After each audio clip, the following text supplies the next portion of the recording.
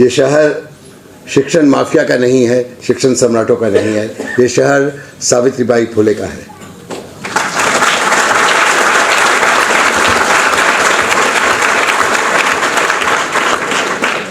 सावित्रीबाई फुले ने 1848 में इस शहर में लड़कियों का स्कूल शुरू करके आधुनिक शिक्षा व्यवस्था का सूत्रपात किया और साथ में मैकॉले की शिक्षा के तीनों सिद्धांतों को चुनौती दी। वो कौन से 3 सिद्धांत हैं जिनको सावित्रीबाई फुले ने चुनौती दी? पहला सिद्धांत सावित्रीबाई फुले का कि जिस देश में हम राज कर रहे हैं उसकी किसी भी भाषा में यह क्षमता नहीं है कि वो आधुनिक ज्ञान को व्यक्त कर सके। और साथ में ये भी कहा, जिसका असर आज तक भारत के जनमानस पर देखा जा सकता है, कि अरब से लेके भारत तक पिछले 5000 सालों में जितना ज्ञान पैदा किया गया वो किसी भी यूरोप की किसी भी आधुनिक लाइब्रेरी के एक अलमारी के एक शेल्फ में समा जाएगा। ये कह के उन्होंने आने वाले सैकड़ों साल तक भारत के जनमानस में एक हीन भावना पैदा की, सफलतापूर्वक। आज भी वो हीन भावना है। जब तक विदेशी और खासकर पश्चिमी ज्ञान की मोहर नहीं लग जाती तब तक वो ज्ञान नहीं माना जाता। सावित्रीबाई फुले ने इसलिए कि मराठी में नहीं, मोड़ी में पाठ्य पुस्तकें तैयार की और चुनौती दी इन दोनों सिद्धांतों को। मैकॉले का अगला सिद्धांत था कि हमारे पास, यानी ब्रिटिश ईस्ट इंडिया कंपनी थी तब 1835 में, हमारे पास इतना पैसा नहीं है कि इस देश के पूरी जनता को हम शिक्षित कर सकें, इसलिए हम इसमें से चंद एक चुने हुए लोगों को चुनेंगे, उच्च वर्गों से और ऊंची जातियों से, उच्च वर्गों से और ऊंची जातियों से, दोनों से हम चुनेंगे, क्योंकि भारत में हमेशा ये उच्च वर्ग और उच्च जाति लगभग एक जैसे ही रहे, और वो हमारे और जनता के बीच में एक बिचौलिए का काम करेंगे। उनके चमड़ी का रंग तो वही होगा जो इस देश के करोड़ों लोगों का है, लेकिन उनके सोचने का ढंग, उनका रुझान और उनकी कटिबद्धता ब्रिटिश राज के साथ होगी। तो लड़कियों का ये जो स्कूल 1848 में पुणे में सावित्रीबाई ने शुरू किया, उसके ठीक उलट था। उसमें बिचौलिए तैयार नहीं किए जा रहे थे, उसमें देश के सबसे गरीब तबके के लोगों को, सबसे निचली जाति के बच्चों को, बच्चियों को और सबसे निचले वर्ग की बच्चियों को शिक्षित करके एक नई चेतना दी जा रही थी। मैकॉले को चुनौती देने के लिए हम उनको सलाम करते हैं। हम महात्मा ज्योतिराव फुले को भी सलाम करते हैं, क्योंकि सन 1882 में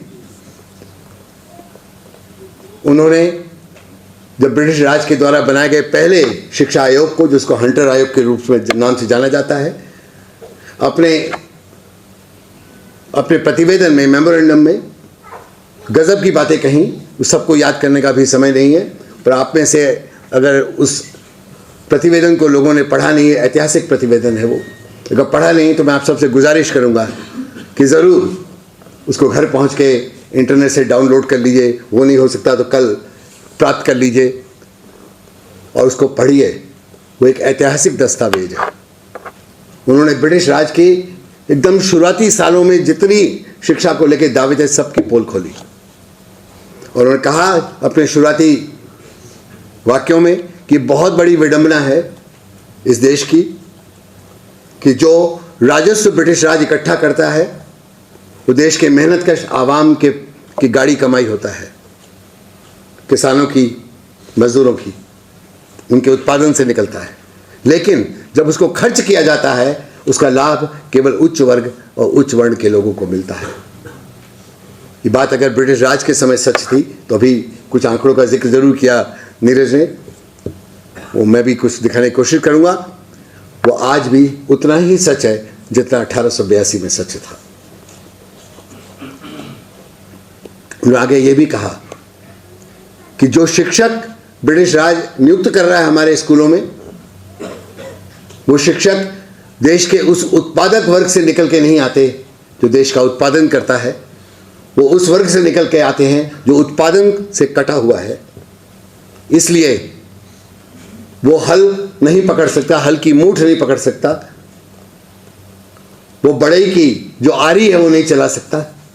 और ऐसे शिक्षक किस तरह से सबसे उत्पादनशील वर्ग जो है भारत का, पिछड़ी जातियों का और पिछड़े वर्गों का, उनके बच्चों को कैसे शिक्षित कर पाएंगे कि उनके और बच्चों के बीच में कोई सामंजस्य नहीं बैठेगा, कोई तालमेल नहीं बैठेगा। ये बात जितनी जोर से हम आज अब कह सकें उतनी जोर से कहने की जरूरत है। उन्होंने ये भी कहा, जिसको बहुत कम लोग महाराष्ट्र में भी याद नहीं रखते हैं, वो लोग समझते हैं कि पूरा का पूरा प्रतिवेदन केवल प्राथमिक शिक्षा पे था। उस प्राथमिक शिक्षा पे फोकस जरूर था, लेकिन वो अंतिम हिस्सों में याद दिलाते हैं कि कोई भी मुल्क जिसकी उच्च शिक्षा सभी वर्गों और सभी वर्णों को, सभी जातियों को उपलब्ध नहीं है, वो मुल्क कभी विकसित नहीं हो सकता। और उच्च शिक्षा वो क्षेत्र है जहाँ पे ज्ञान का उत्पादन होता है, उस ज्ञान के उत्पादन के सहारे प्राथमिक शिक्षा भी चलती है। इसलिए उच्च शिक्षा एक महत्वपूर्ण विषय है और उसको पूरी तरीके से राज्य, उस समय का ब्रिटिश राज, आज का राज्य, आज की सरकार अगर समर्थन नहीं देती है तो वो जनता के प्रति जवाबदेही अपनी पूरा नहीं कर पाएगी उच्च शिक्षा के प्रति। तो यहाँ के पुणे के सब शिक्षण सम्राटों को ज्योतिराव फुले ने ये चुनौती 1882 में दी थी। हम उनको सलाम करते हैं। हम दादा भाई नौरोजी को भी सलाम करते हैं, जिन्होंने 1890 के दशक में एक बहुत महत्वपूर्ण सिद्धांत रखा शिक्षा का कि जब तक इस देश में गरीबी रहेगी तब तक गरीब देश कभी भी शिक्षित नहीं हो पाएगा। देश आज भी गरीब है और यहाँ ये कहना ज़रूरी है कि देश की सरकार और देश का शासक वर्ग अमीर है, धनाढ्य है, तो देश की जनता गरीब है। ये विडंबना दादा भाई नौरोजी ने लिखा उस समय, अगर ये दूर नहीं की जाएगी तो देश कभी शिक्षित नहीं हो पाएगा। आज 2014 में भी बात सही है। हम राजर्षि शाहू जी को भी सलाम करते हैं, जिन्होंने एक छोटी सी रियासत कोल्हापुर नाम की, उस रियासत में उन्होंने एक ऐसी शिक्षण व्यवस्था खड़ी की जो आज भी हमारे लिए सपना है, आज भी हमारे लड़ाई का उद्देश्य है, मकसद है, वह समान शिक्षण व्यवस्था। पूरे रियासत के हर बच्चे के लिए, हर युवा के लिए एक समान स्कूल व्यवस्था, समान कॉलेज व्यवस्था उन्होंने स्थापित की और पूरी तौर पर मुफ्त। जो अभी नारा आपने सुना नीरज से, केजी से पीजी तक राज्य के द्वारा वित्त पोषित और पूरी तौर पर मुफ्त शिक्षण व्यवस्था उन्होंने खड़ी की। उसके बारे में तो बहुत कुछ लिखा जा चुका है, बहुत शोध हुआ है उसके ऊपर, और हर खोज दिखाती है कि कितनी दूरदृष्टि थी राजर्षि शाहू जी महाराज की। तो उसकी एक बात जो मैं यहाँ कहना चाहूँगा वो ये है कि उस छोटी सी रियासत में, कोल्हापुर में, जितना पैसा शिक्षा व्यवस्था पर वो रियासत खर्च कर रही थी, वो पैसा ब्रिटिश राज के द्वारा पूरे बॉम्बे प्रेसिडेंसी में, जिसमें वर्तमान गुजरात, वर्तमान महाराष्ट्र, कर्नाटक के कई ज़िले और वर्तमान तेलंगाना के कई ज़िले शामिल हैं, उस पूरी बॉम्बे प्रेसिडेंसी में जो ब्रिटिश राज खर्च करता था उससे ज़्यादा अकेले कोल्हापुर में खर्च होता था। तो लोग बार बार कहते हैं पैसा नहीं है, पैसा नहीं है। आज भी सब बोल रहे हैं पैसा नहीं है सबको शिक्षित करने के लिए। याद करें, कोल्हापुर की रियासत में वो क्षमता थी, और ये भी क्षमता थी कि उन्होंने डॉक्टर बाबा साहब अम्बेडकर को एक युवा के रूप में पहचाना और उनको पढ़ने के लिए अमेरिका भेजा, वजीफ़ा देकर। और बहुत बड़ा योगदान उस वजीफ़े के दौरान डॉक्टर बाबा साहब अम्बेडकर ने जो काम किया, हम डॉक्टर बाबा साहब अम्बेडकर को याद करेंगे इस समय। 1916 में जब उन्होंने एक पीएचडी के विद्यार्थी के रूप में एक एंथ्रोपोलॉजी के सेमिनार में एक अपना पर्चा पेश किया जिसका नाम था भारत में जातियाँ, ऐतिहासिक शोध उस नौजवान ने किया। और उसमें उन्होंने दिखाया जो बात हम सोच ही नहीं सकते, आज भी हैरानी होती कि 1916 में उन्होंने अपने युग से आगे बढ़ के ये बात समझ ली कि जो पितृसत्ता है उसकी जड़ें भारत की जाति व्यवस्था में है, और भारत की तमाम जातियों में जो निचली जातियां हैं उन जातियों में ये पितृसत्ता ब्राह्मणवादी व्यवस्था से नीचे रिस रिस के आती है और उन पर थोपी जाती है, उन पर राज करती है। और जब तक जाति व्यवस्था नहीं तोड़ी जाएगी तब तक पितृसत्ता नहीं टूटेगी। और पितृसत्ता और जाति व्यवस्था का ये जो कड़ी है, इसको एक ऐतिहासिक रूप में बाबा साहब अम्बेडकर ने अपने युवा काल में पहचाना, स्थापित किया। कोई जोड़ नहीं है, कोई तोड़ नहीं है इस बात का। 1916 की बात कर रहा हूं मैं। और यहाँ पे ज्योतिराव फुले को फिर याद करने की जरूरत है। उनके आप गुलामगिरी पढ़िए, पढ़ते हुए ये लगता है कि ये एक बुद्धिजीवी है जो अपने युग से बहुत आगे की बात कर रहा है। और मैं ग्रामसी को इसमें जोड़ूंगा। ग्रामसी ने जब ये बहुत बाद में जब ये कहा कि हर युग में, हर वर्ग में कुछ ऐसे ऑर्गेनिक इंटेलेक्चुअल शब्द उसने इस्तेमाल किया, उसको हम नैसर्गिक बुद्धिजीवी बोलते हैं, या सरल भाषा में और कहें तो जमीन से जुड़े हुए बुद्धिजीवी। ज्योतिराव फुले भारत के शायद पहले जमीन से जुड़े हुए बुद्धिजीवी थे, ऑर्गेनिक इंटेलेक्चुअल थे। मैं इसलिए इस समय ज्योतिराव फुले को जोड़ रहा हूं बाबा साहब अम्बेडकर की उस शोध पत्र से, भारत में जाति व्यवस्था, क्योंकि ज्योतिराव फुले ने इस बात को पहचाना कि भारत का इतिहास जाति संघर्ष का इतिहास है। और इसी बात को समझकर बाबा साहब अम्बेडकर ने और आगे बढ़ाया, और वो सब आप लोग परिचित हैं। उसकी बात थोड़ी सी बात बाद में आएगी। इस संदर्भ में मैं शहीद भगत सिंह को याद करूंगा। पूरी हमारी आज़ादी की लड़ाई का इतिहास अद्भुत इतिहास है। शायद ही किसी औपनिवेशिक देश की आज़ादी की लड़ाई में शिक्षा को लेके और समाज व्यवस्था को लेके इतना गहरा चिंतन हुआ हो, और आज़ादी के बाद का कैसी शिक्षा व्यवस्था होगी इतना स्पष्ट सपना देखा गया। यह अद्भुत इतिहास है भारत का। शहीद भगत सिंह ने 1928 में 21 साल की उम्र में अपना वो लेख लिखा जिसको पढ़ के विश्वास नहीं होता, 21 साल का आदमी ऐसा लिख सकता है। अछूत का सवाल। मेरे पास कोई प्रमाण नहीं कि उन्होंने बाबा साहब अम्बेडकर का 1916 का पर्चा पढ़ा था। पढ़ा भी होगा तो मेरे पास प्रमाण नहीं है उसका। वो 1928 में लिखते हैं भगत सिंह कि जो अछूतों का सवाल है ये ब्राह्मणवादी व्यवस्था की उपज है, और ये सामंती उत्पादन शैली से जुड़ा हुआ है। और पुनर्जन्म की अवधारणा कि तुम अगर दलित पैदा हुए तो फिर भी दलित पैदा होगे जब तक तुम्हारा उद्धार नहीं हो जाएगा, मोक्ष नहीं हो जाएगा। तो पुनर्जन्म की जो अवधारणा है, ये सामंती उत्पादन शैली के खिलाफ अछूतों का, उस समय अछूत शब्द था, दलित बाद में आया है, अछूतों का विद्रोह न हो, अछूतों का विद्रोह दबा देने के लिए पुनर्जन्म की अवधारणा स्थापित की गई है। बहुत कम लोगों ने उस लेख को पढ़ा है, इसलिए मैं उसका जिक्र कर रहा हूं। और तब उन्होंने आगे बढ़ के कहा कि ये जो भेदभाव है भारत की सामाजिक व्यवस्था में निहित है, ये जमीन के वितरण से जुड़ा हुआ है, ये मजदूरी के सवाल से जुड़ा हुआ है, और ये शिक्षा में असमानता जो गैर बराबरी है उससे जुड़ा हुआ है। और फिर वो आगे अछूतों को आह्वान दे के बोलता है, वो युवा भगत सिंह नाम का, कि कभी भी तुम उच्च वर्गों और उच्च वर्णों के उपकार की इंतजार मत करना, उनके उपकार की इंतजार मत करना। तुम्हें संगठित होना पड़ेगा और अपने इस हक के लिए, जमीन के हक के लिए, मजदूरी के हक के लिए और तालीम के हक के लिए लड़ाई लड़नी होगी, तभी तुम एक इंसान का जीवन जी पाओगे। इसलिए खड़े हो और लड़ाई शुरू करो। इसी तर्ज में 1930 के दशक में बाबा साहब अम्बेडकर यही बातों को दोहराते हैं, और वो अपना मशहूर नारा देते हैं जो आज भी गूंजता है, शिक्षित बनो, संघर्ष करो, संगठित हो। शिक्षा को संघर्ष से जोड़ना, संघर्ष को संगठन बनाने से जोड़ना, कि बिना संगठन के संघर्ष नहीं हो सकता, और बिना शिक्षा के संघर्ष नहीं हो सकता। और संघर्ष शिक्षा को आगे बढ़ाता है।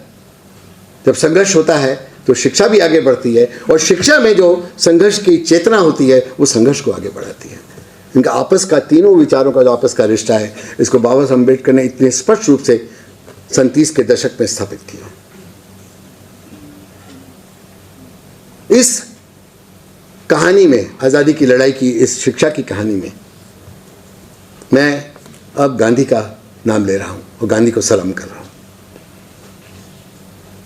जब गांधी ने 1908 में हिंद स्वराज की रचना की, छोटी सी किताब जो दुनिया के तमाम भाषाओं में अनुदित हो चुकी है, जिसको उन्होंने इंग्लैंड से भारत लौटते हुए जहाज के 3 सप्ताह के दौरान लिख दिया था, गुजराती में, अपनी मातृभाषा में लिखा।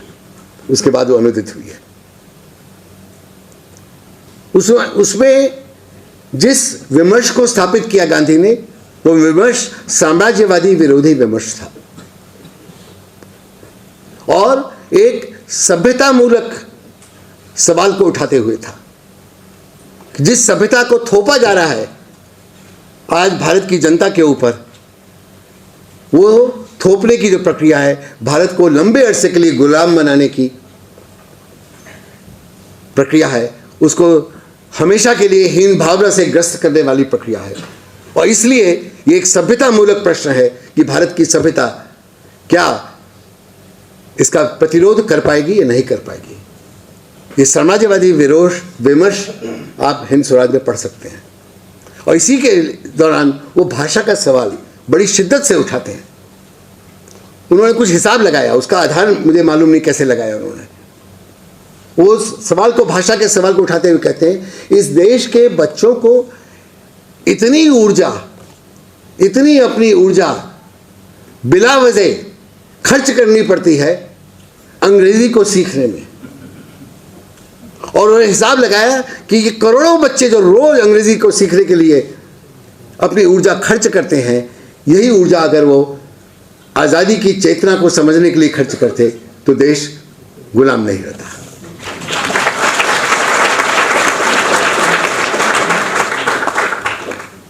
उन्नीस सौ 19 में, अब 1920 में, मेरा साल थोड़ा गड़बड़ होगा, वो तमिलनाडु गए और वहाँ पर एक अंग्रेजी माध्यम में चलने वाले, ब्रिटिश राज के अंग्रेजी माध्यम में चलने वाले कॉलेज में उन्होंने विद्यार्थियों को संबोधित किया और उसने उन्होंने पूछा कि आज़ादी की लड़ाई तुम तमिल में लड़ोगे या अंग्रेजी में लड़ोगे,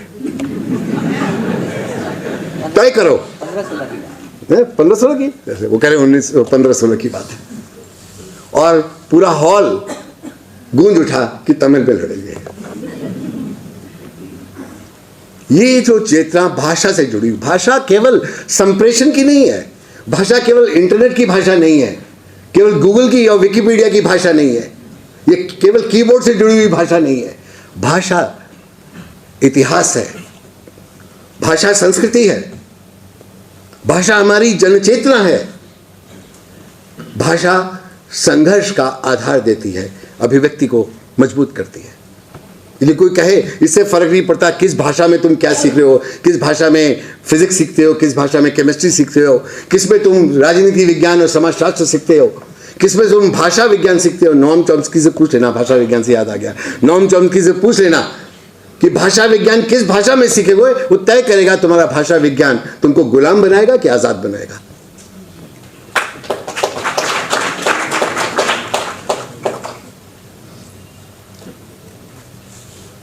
उन्नीस 1920 में गांधी अपना ऐतिहासिक आह्वान देते हैं, जलियांवाला बाग 1919 का, उससे विचलित होकर गांधी ये आह्वान देते हैं कि जितने हमारे विद्यार्थी ब्रिटिश हुकूमत के द्वारा चलाए गए स्कूलों और कॉलेजों में और विद्यापीठों में पढ़ रहे हैं, वो वहां से बाहर निकल आए और राष्ट्रीय उद्देश्यों से प्रेरित, देश के उद्देश्यों से प्रेरित और समाज की जरूरतों को पूरा करने वाले शैक्षिक संस्थानों को खोलें और उसमें पढ़ाएं लिखाएं और खुद पढ़ें। उस आह्वान से प्रेरित होकर बहुत लोगों ने बड़ी संख्या में ब्रिटिश संस्थाओं को छोड़ा। उसमें मशहूर नाम डॉक्टर जाकिर हुसैन का है, जो अलीगढ़ मुस्लिम यूनिवर्सिटी में अर्थशास्त्र पढ़ रहे थे, एमए। वो गांधी से प्रेरित होकर बाहर निकले और अलीगढ़ मुस्लिम यूनिवर्सिटी के कैंपस के बाहर उन्होंने एक छोटा सा कहीं कमरा किराए पे लिया होगा और वह उन्होंने घोषित कर दिया, ये असली अलीगढ़ यूनिवर्सिटी है। और वहां पर अर्थशास्त्र पढ़ाना शुरू कर दिया। हिंदुस्तानी जवाब में, अंग्रेजी में नहीं। कोई दिक्कत नहीं आई उनको, कोई दिक्कत नहीं आई। कोई कहेंगे कहाँ से टर्मिनोलॉजी आई, कहाँ से उन्होंने पढ़ा दुनिया, कहाँ उन्होंने एडम स्मिथ को पढ़ा, पढ़ लिया और हिंदुस्तानी में पढ़ा दिया, कोई दिक्कत नहीं आई उनको। देश भर में ये संस्थाएं खुली और एक ऐसी ही संस्था जो लाहौर में खुली, नेशनल कॉलेज, उसमें वो युवा विद्यार्थी था जिसका नाम शहीद भगत सिंह है। वो लाहौर के गवर्नमेंट कॉलेज का विद्यार्थी नहीं था, वो लाहौर के नेशनल कॉलेज का विद्यार्थी था जो गांधी की प्रेरणा से बना था। इस बात को भगत सिंह भी जानते थे, दिल से जानते थे। जब गांधी का विरोध किया उन्होंने 1930 अपने फांसी के तख्ते पे झूलने के तुरंत पहले, जब उन्होंने गांधी का खुल के विरोध करना शुरू किया, उनके साथियों ने भी, तब भी वो जानते थे कि गांधी की जो प्रेरणा थी राष्ट्रीय शैक्षिक संस्थान खोलने की, ब्रिटिश हुकूमत के खिलाफ विद्रोह करने की, ऐसी ही प्रेरणा से जो संस्थान बना है उसमें उन्होंने देश की चेतना से ओतप्रोत शिक्षा पाई है। शिक्षा उन्होंने राजनीति विज्ञान की पाई, इतिहास की पाई, साइंस की पाई, पर यह सब तब संभव होता है जब एक जन चेतना आजादी की होती है, साम्राज्यवाद के खिलाफ होती है। गांधी और अंबेडकर के बीच जो अंतर्विरोध था वो सब जानते हैं, जाति के प्रश्न पे। और शायद ही हमारे आज़ादी की लड़ाई के इतिहास में इससे ज़्यादा कोई तीखा अंतर्विरोध, वैचारिक अंतर्विरोध दर्ज हुआ है, जो अंतर्विरोध गांधी और अंबेडकर के बीच में था। 1932 का गांधी का उपवास अंबेडकर के इस विचार के खिलाफ कि जो चुनाव की प्रथा है वो पिछड़ी जातियों के लिए अलग प्रथा बनाई जाए, इसके खिलाफ उनका जो उपवास था। और अंबेडकर का उस समय उनसे बहस करना, अंत में पूरे देश की जनता के मानस को समझ के कि उपवास, गांधी का उपवास का मतलब वो आमरण अनशन है, उन्होंने उस समय थाम दिया अपना विवाद उनसे। लेकिन विवाद रुका नहीं, विवाद चलता रहा। 1936 में वो बात भी आप लोगों से बहुत सारे लोग जानते होंगे, जब पंजाब के जाति तोड़ो मंडल ने बाबा साहब अम्बेडकर को आमंत्रित किया पंजाब में एक भाषण देने के लिए जनसभा में, तो बाबा साहब अम्बेडकर तो विद्वान व्यक्ति थे, अगर उनको बोलने जाना तो लिखते थे, क्या बोलेंगे, हमारे तरीके से आके बिना लिखे हुए नहीं बोलते थे। तो उन्होंने लिखा अपना पूरा भाषण और उन्होंने उसको डाक में डाल के, इंटरनेट तो था नहीं, तो डाक में डाल के भेज दिया पंजाब। और जाति तोड़ो मंडल के नेतृत्व ने जब पढ़ा तो उन्होंने, वो बहुत घबराए, उन्होंने वापस बाबा साहब को चिट्ठी लिखी कि आपका बाकी सारा भाषण तो उनको मंजूर है, तो इसके आखिरी 1-2 सफ़ों में जो आपने लिखा है वो निकाल दीजिए। क्या था 1-2 सफ़ों में? डॉक्टर अंबेडकर ने उन 1-2 सफ़ों में क्या लिखा था जिससे जाति तोड़ो मंडल, जो जाति तोड़ने के लिए तैयार था, उसके खिलाफ लड़ाई लड़ रहा था, वो घबरा गया। उस आखिरी 1-2 सफ़ों में ये लिखा था कि मेरा ये आखिरी भाषण होगा एक हिंदू होने के नाते।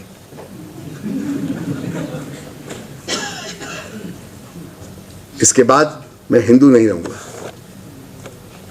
क्या होगा ये तो नहीं बताया उन्होंने, मैं हिंदू नहीं रहूंगा, क्योंकि जब तक मैं हिंदू हूं तब तक मैं उस जाति व्यवस्था से ग्रसित हूं जिसको वो ब्राह्मणवादी व्यवस्था बोलते थे।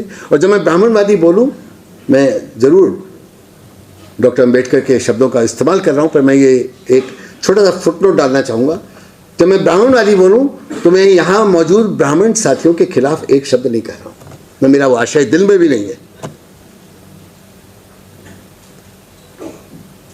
मैं उस व्यवस्था की बात कर रहा हूँ जिसमें से पूरे देश की जाति व्यवस्था निकल के आई है और हमारे ब्राह्मण साथियों के ऊपर भी असर है और गैर ब्राह्मणों के ऊपर भी असर है, सबके ऊपर असर है। मैं उस ब्राह्मणवादी विचारधारा की बात कर रहा हूँ, ब्राह्मणों की बात नहीं कर रहा हूँ।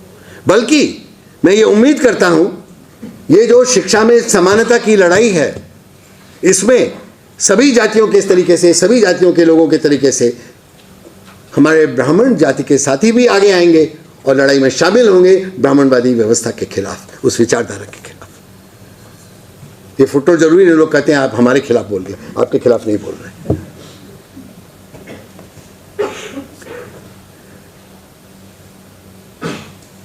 अंबेडकर ने वो 2 सफ़े आखिरी 2-4 पैराग्राफ निकालने से इनकार कर दिया।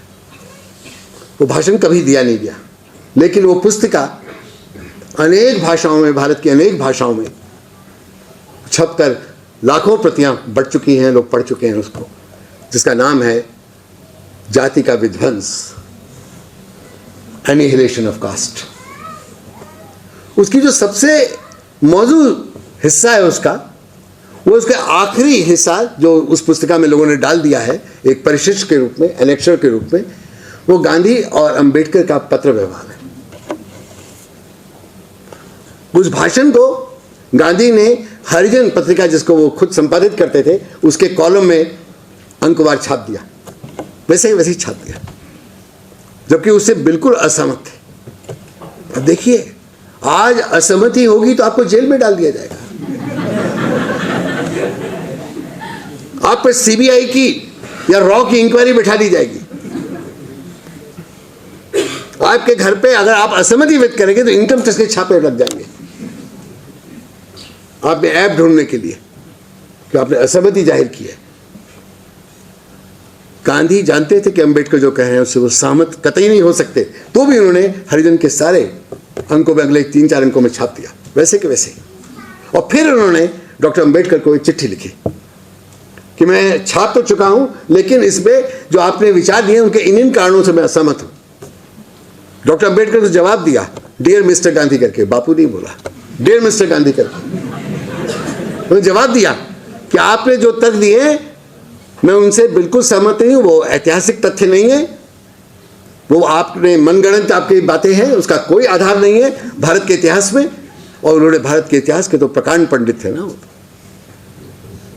उन्होंने भारत के इतिहास से निकाल के उन्होंने वेदों को उद्धृत करके, पुराणों को उद्धृत करके जवाब दिया कि भारत की जाति व्यवस्था का ये आधार है। और आप जो बार बार मुझे समझा रहे हैं कि मैं उस हिंदू धर्म को नहीं स्वीकारता जो जाति व्यवस्था को मानती है और इंसानों के बीच में भेदभाव करती है। गांधी तो स्पष्ट थे इस पे, भेदभाव उनको मंजूर नहीं था, उनको ऐसी जाति व्यवस्था भी मंजूर नहीं थी जो अन्याय और अत्याचार करती है। तो उन्होंने स्पष्ट कहा कि मैं उस हिंदू धर्म को नहीं मानता जो अन्यायपूर्ण भेदभाव पर टिकी हुई जाति व्यवस्था को जिंदा रखती है।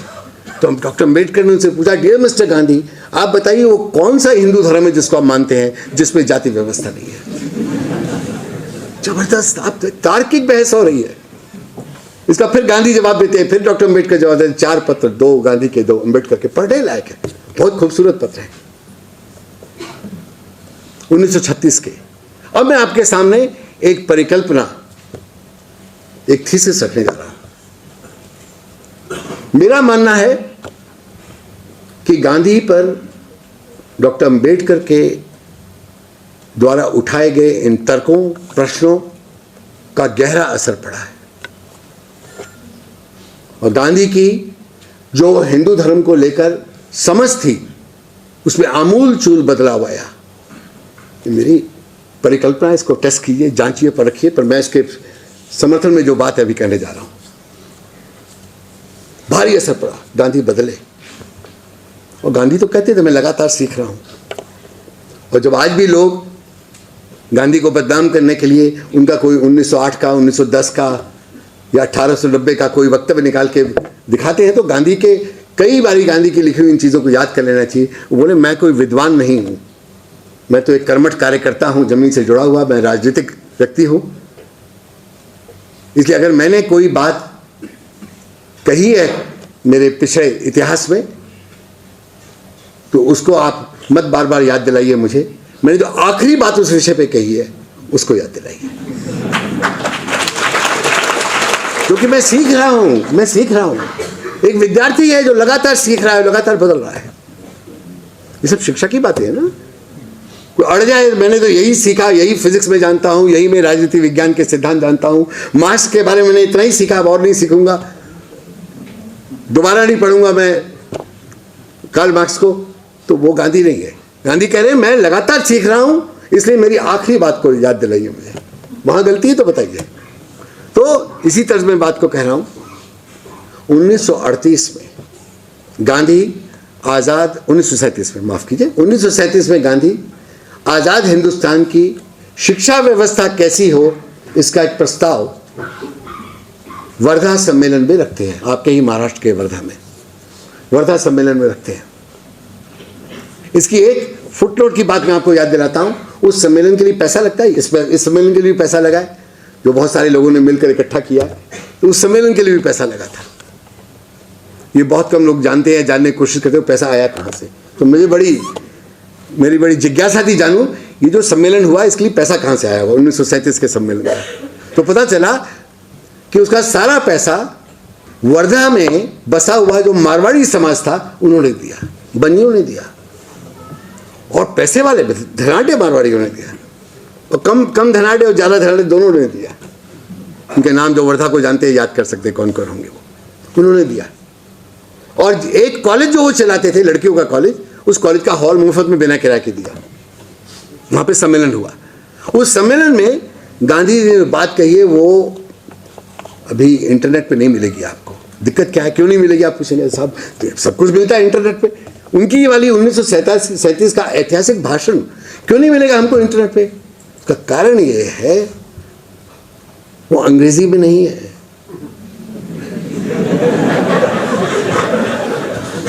वो भाषण हिंदी में भी नहीं है। अब किस में है? मराठी में? नहीं, मराठी में नहीं है, गुजराती में भी नहीं है, वो हिंदुस्तानी में है, गांधी की हिंदुस्तानी।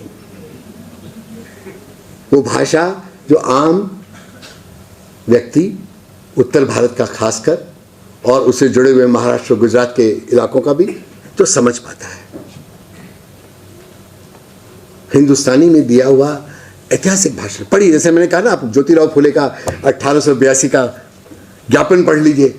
मैंने कहा कास्ट इन इंडिया, भारत में जाति व्यवस्था, 1916 का पर्चा पढ़ लीजिए अम्बेडकर का। उसी शिद्दत के साथ मैं आपसे गुजारिश करूंगा, ये जो हिंदुस्तानी में दिया हुआ बहुत ही सरल भाषा में, विश्वास ही नहीं होता कि कोई बड़ा राजनीतिक नेता गांधी के स्टेटस का ऐसा भाषण दे रहा है। क्या कहते हैं वो कहते हैं उसमें कि आज मैं जो बात कहने जा रहा हूं, लगभग वही शब्द है, मेरे पास हैं लिखे हुए। मैं अकेला हूं जो उसको बार बार पढ़ता हूं और बार बार उसका अनुवाद करता हूं अंग्रेजी में, उसको छापता रहता हूं। मुझे शौक है उसको अनुवाद करने का, खुद ही करता हूं अनुवाद, जो किसी और ने किया नहीं है। कहते हैं कि आज मैं जो बात करने जा रहा हूं आप लोगों के सामने, वो बात व्यावसायिक शिक्षा की नहीं है। उसका अगर अंग्रेजी अनुवाद करें व्यावसायिक शिक्षा का, तो वोकेशनल एजुकेशन की नहीं है। ये इसलिए कहना जरूरी है कि मोदी साहब सुन ले इसको।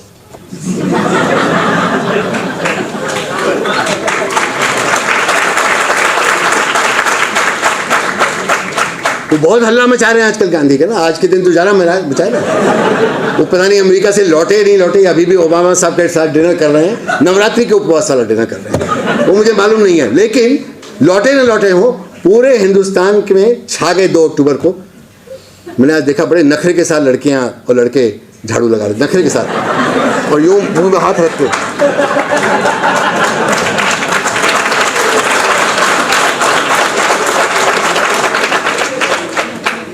और झुकी झोपड़ी में लगा रहे थे, अपने घर के सामने नहीं लगा रहे थे, झुकी झोपड़ी में लगा रहे थे, इसलिए यूं हाथ रखा था। और जिनके पास संसाधन थे उन्होंने कपड़े के मास्क भी लगा रखे थे, नकाब भी पहन रखे थे, और यूं लगा रहे थे जैसे बहुत ही कोई गंदी चीज हो रही है। इसलिए मोदी साहब सुने, क्योंकि वो भारत को स्किल्ड इंडिया बनाने जा रहे हैं। मैं कहना भूल जाऊं, इस बात पे लौटना चाहता हूं बाद में, अभी इतना ही कहना काफी। गांधी का भाषण स्किल्ड इंडिया बनाने के लिए नहीं था। उन्होंने कहा मैं व्यावसायिक शिक्षा की नहीं बात कर रहा हूं। क्या बात कर रहा हूं? उन्होंने बताया, मैं शिक्षा की बात कर रहा हूं। बहुत ध्यान से सुनिएगा, कितना गूढ़ भाषण दे रहे हैं। मैं शिक्षा की बात कर रहा हूं, मैं केवल प्राथमिक शिक्षा की बात नहीं कर रहा हूं, मैं प्राथमिक, माध्यमिक और उच्च शिक्षा सभी की बात कर रहा हूं। हमें निकलना पड़ेगा प्राथमिक शिक्षा के मोल्ड से। ये भारत की राजघटना का भी खाका नहीं है प्राथमिक शिक्षा में फंसे रहना। प्राथमिक, माध्यमिक और उच्च शिक्षा की बात कर रहा हूं। और क्या बात कर रहा हूं? उनका मुझे केवल एक ही उत्पादन करना आता है, वो है तकली से सूत बनाना। और मुझे कोई उत्पादन करना नहीं आता है, इसलिए मैं तकली से सूत बनाने की बात करूंगा। अब आपका जो भी उत्पादन है वो आप लोग कर लेना, आप उसका नमूना ले लेना। मैं तकली से जब सूत काटता हूं और जब बच्चे काटेंगे इसको स्कूल कॉलेज में, तो वे केवल ये नहीं सीखेंगे कि कितने समय में कितने मीटर सूत कटता है, केवल ये नहीं सीखेंगे कि कितनी देर में कितने ग्राम या कितने सेर सूत काट लेते हैं, वो सेर बोलते थे। तो नापना सीख रहे हैं बच्चे, मीटर तोलना सीख रहे हैं, सेर तोलना सीख रहे हैं, समय नाप रहे हैं, ये सब चल रहा है। तकली का सूत काटा जा रहा है, समय भी नाप रहे हैं, लंबाई भी नाप रहे हैं, वजन भी तोल रहे हैं। केवल ये नहीं सीखेंगे, वो सूत काटते हुए मैनचेस्टर और लंकाशायर का इतिहास भी सीखेंगे।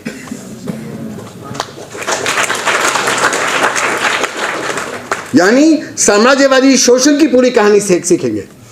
सूत तो केवल जरिया है साम्राज्यवादी शोषण की कहानी को सीखने का। और वो शिक्षा जो उत्पादक कामों से निकलेगी और देश के उत्पादक वर्गों के उत्पादक कामों से निकलेगी, उससे निकला हुआ ज्ञान, उससे निकले हुए मूल्य और उससे निकले हुए कौशल जो होंगे, वो असली शिक्षा होगी। ऐसी शिक्षा व्यवस्था आजाद भारत की शिक्षा व्यवस्था होगी। उन्होंने ये नहीं कहा ये दलितों के लिए शिक्षा होगी, ये आदिवासियों के लिए होगी, ये ओबीसी की होगी, ये अति ओबीसी की होगी या ये ऊपर वाले ओबीसी की होगी। ये नहीं कहा कि ये ग्रामीण इलाके की होगी, ये शहरी इलाके की होगी, ये मध्यम वर्ग की होगी या इलिट की होगी। ये आजाद भारत की शिक्षा व्यवस्था होगी।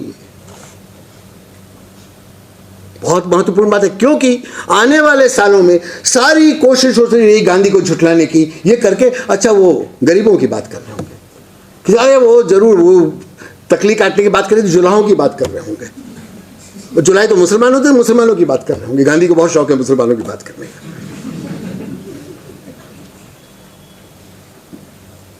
वो तो गांव की बात कर रहे होंगे, शहरों में तो ये हो ही नहीं सकता ना। वो उसी भाषण में कुछ और भी कहते हैं। उसी भाषण में वो कहते हैं इसके लिए अध्यापक शिक्षण की पूरी व्यवस्था बदलनी होगी, टीचर एजुकेशन की, और ये जिम्मेदारी सरकार की है। फिर वो कहते हैं सरकार तो कहेगी हमारे पास पैसा नहीं है, सरकार पर ब्रिटिश हुकूमत, हमारे पास पैसा नहीं है। तो मुझे बड़ी चिंता हो रही है कि सरकार बार बार कह रही है भारत के बच्चों को शिक्षित करने के लिए पैसा नहीं है। आज की सरकार भी वही बोल रही है। तो सवाल उठाते हैं कि वायसराय के पास कब पैसा आएगा भारत की जनता को के लिए शिक्षण व्यवस्था खड़ी करने के लिए, क्योंकि उनकी प्राथमिकता तो जन शिक्षण नहीं है, उनकी प्राथमिकता तोप और बंदूक और हवाई जहाज बनाना है।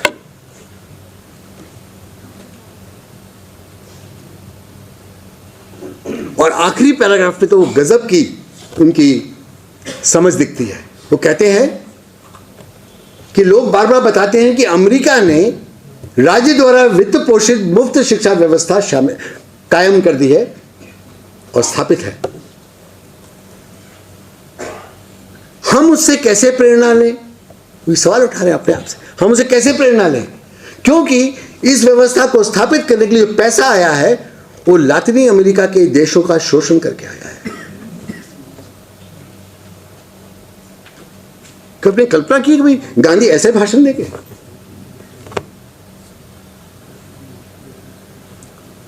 और ये आपको इंटरनेट पे नहीं मिलेगा, ये सीमा है इंटरनेट की। और केवल यही नहीं, भारत की तमाम भाषाओं में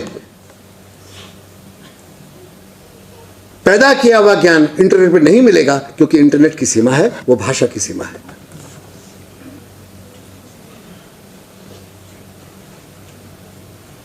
और मैंने क्यों कहा कि गांधी ने अंबेडकर से सीखा और जाति के सवाल पर उनके विचार बदले? क्योंकि वो उत्पादक वर्गों के, उत्पादक कामों पर आधारित शिक्षण व्यवस्था की बात कर रहे हैं, जिसमें से सभी विषयों का ज्ञान निकलेगा, मूल्य निर्माण होगा और कौशल विकास होगा। उत्पादक वर्ग में कौन है? मैंने स्लाइड बनाई, अभी नहीं दिखाऊंगा, मुझे लगा ये बेहतर तरीका बात करने का। उत्पादक वर्गों में कौन है? देश का उत्पादन दलित करते हैं, आदिवासी करते हैं, मुस्लिम समाज के तमाम वर्ग करते हैं और पिछड़े वर्गों के लोग करते हैं। ये जो 80% लोग हैं देश के, ये उत्पादन करते हैं।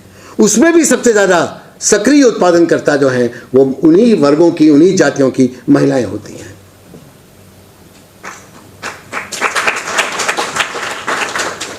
आप कल्पना कीजिए, अगर इस देश की महिलाएं जो दलित होंगी, आदिवासी होंगी और ओबीसी होंगी, मुस्लिम होंगी, वो धान रोपने से इनकार कर दें तो देश भूखा मर जाएगा। और इसको खिलाने के लिए कितना ही ओबामा साहब से आप आयात क्यों नहीं करवा लें, जापान से करवा लें, पूरा नहीं होने वाला। ये देश की महिलाएं हड़ताल पे चली जाएं, हम रोपा नहीं लगाएंगे, धान का रोपा नहीं लगाएंगे।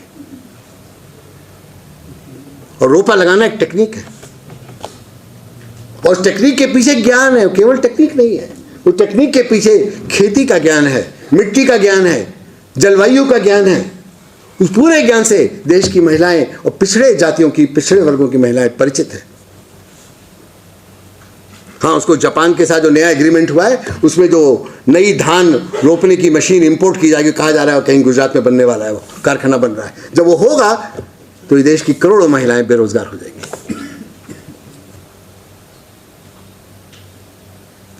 उस ज्ञान के लिए आज की शिक्षण व्यवस्था में कोई जगह नहीं है, क्योंकि उत्पादक कामों को हमने नकार दिया है।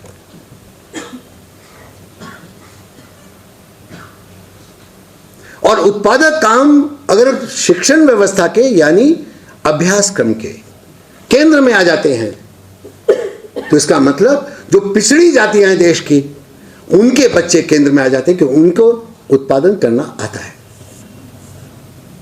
और पूरा समीकरण, इक्वेशन क्लास की बदल जाती है।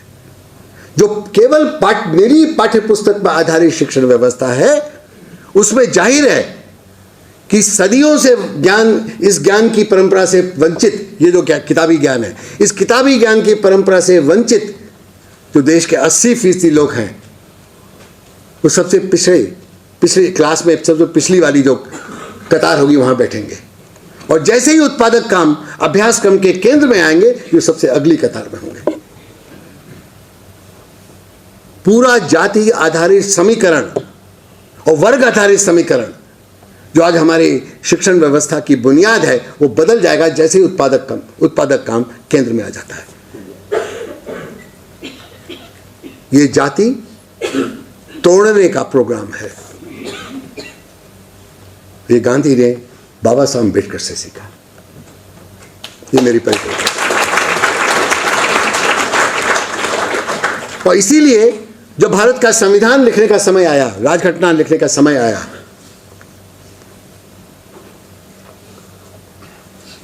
तो नेहरू जी जब राजघटना कौन लिखेगा, उसके लिए न्याय व्यवस्था का विशेषज्ञ कौन होगा, इसकी खोज करने लगे। उन्होंने एक फहरिस्त बनाई ब्रिटिश विशेषज्ञों की, अमेरिकी विशेषज्ञों की। तो गांधी को पता चला ऐसे कुछ खोजबीन हो रही है। उन्होंने जवाहरलाल को बुलाया, कहा बात सुनो, कहाँ ढूंढ रहे हो तुम विशेषज्ञों को? उन्होंने कहा तो हमें समझ में नहीं आ रहा हमारे देश में कौन है। कहते है ना एक इंसान, उसका नाम है B.R. अम्बेडकर, बुला लो उसको।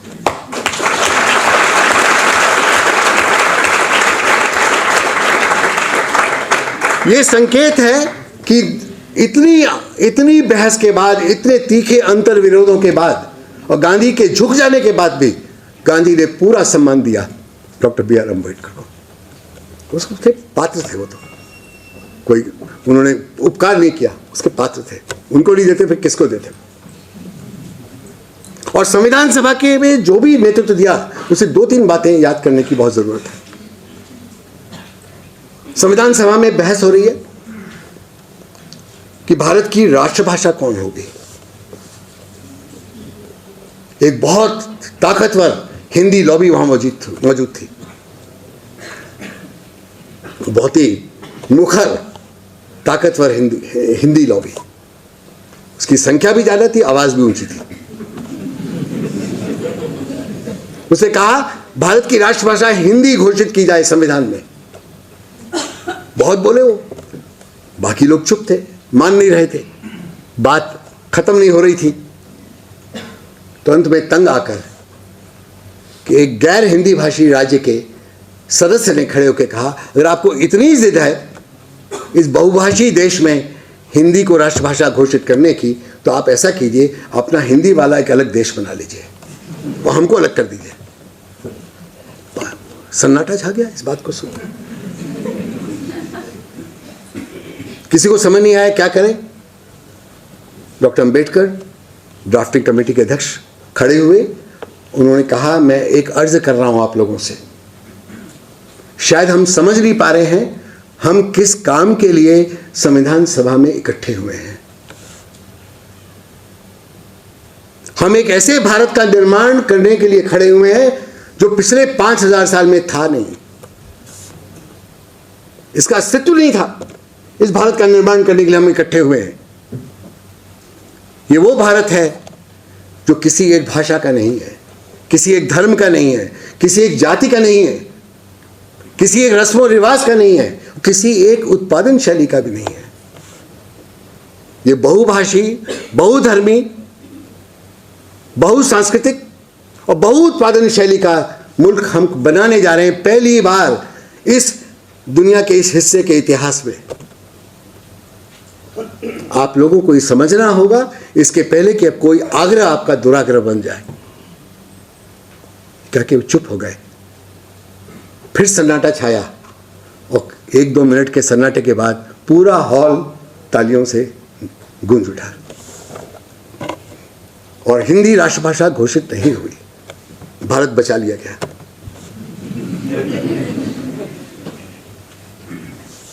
भारत का बहुभाषी चरित्र स्थापित हो गया उससे। ये तो हुआ, संविधान के पर्चों में लिखा गया, लेकिन हमने माना नहीं। आजकल आता है ना एक मैसेज, में बहुत खिलाफ हूं कौन बनेगा करोड़पति के खिलाफ, बहुत हूं उसकी पूरी भौतिकवादी अवधारणा से, उसके धन पे आधारित अवधारणा से, लेकिन उसमें एक अच्छी बात आ गई। तो अच्छी बात हर एक की याद कर लेनी चाहिए। अमिताभ बच्चन कुछ बात बताते हैं कि कोहिमा कहाँ पर है, तो कोई जवाब देता है भारत में है, नागालैंड में है। तो पूछते हैं उस लड़की से जो बैठी हुई है, उत्तर पूर्व की लड़की, देखो ये तो कह रहे हैं कि वो भारत में हो, तो मानते हैं? नहीं, वो जानते हैं। तो लड़की बोलती है, वो जानते जरूर है पर मानते नहीं है।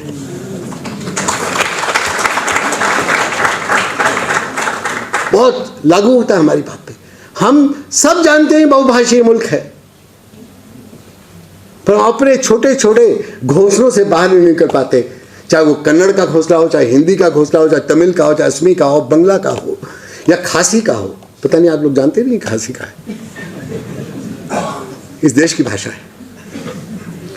या गारो का हो, जानते गारो भाषा बोलने वाला व्यक्ति भारत की लोकसभा का अध्यक्ष बन चुका है। ये पता आप लोगों को? गारो भाषा बोलने वाला व्यक्ति लोकसभा का अध्यक्ष बन चुका है। ये वो मुल्क है, ये अंबेडकर का मुल्क है। दूसरी बात, ड्राफ्टिंग कमेटी ने यह प्रावधान तैयार किया जिसको बाद में अनुच्छेद 45 के रूप में जाना गया, जिसमें यह लिखा था कि राजघटना बनने के 10 साल के भीतर, जो 1960 में पूरी हो गई थी, 10 साल के भीतर 14 वर्ष की उम्र तक के सभी बच्चों को मुफ्त और अनिवार्य शिक्षा दे दी जाएगी। इसका क्या मतलब था? 14 साल की उम्र तक के, उसमें यह नहीं लिखा था 6 से 14 तक के, जो अभी के शिक्षा अधिकार कानून में लिखा हुआ है कि 6 वर्ष के नीचे वालों की हम चिंता नहीं करेंगे। उसमें लिखा था 14 वर्ष की उम्र तक के, जिसमें जन्म से लेकर 14 वर्ष तक की उम्र के सभी बच्चे आ गए, बच्चियां आ गई। उनके लालन पोषण से लेकर उनके आरोग्य के सवाल को लेकर, क्योंकि बिना लालन पोषण और सही ढंग के पोषण और सही ढंग के आरोग्य व्यवस्था के बगैर उनका 80% मस्तिष्क तैयार नहीं होगा जब वो 4 या 5 साल के हो जाएंगे। इसलिए वो शिक्षण का हिस्सा है, सब लिखा था।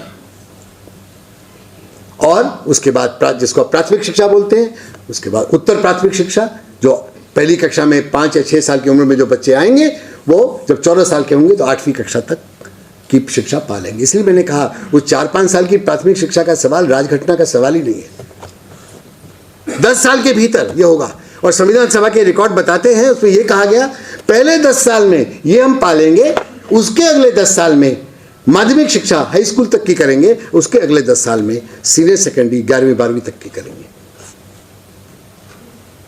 यानी 1980 तक भारत के 18 साल की उम्र तक के सभी बच्चों को सीनियर सेकेंडरी उच्चतर माध्यमिक शिक्षा मिल जाएगी।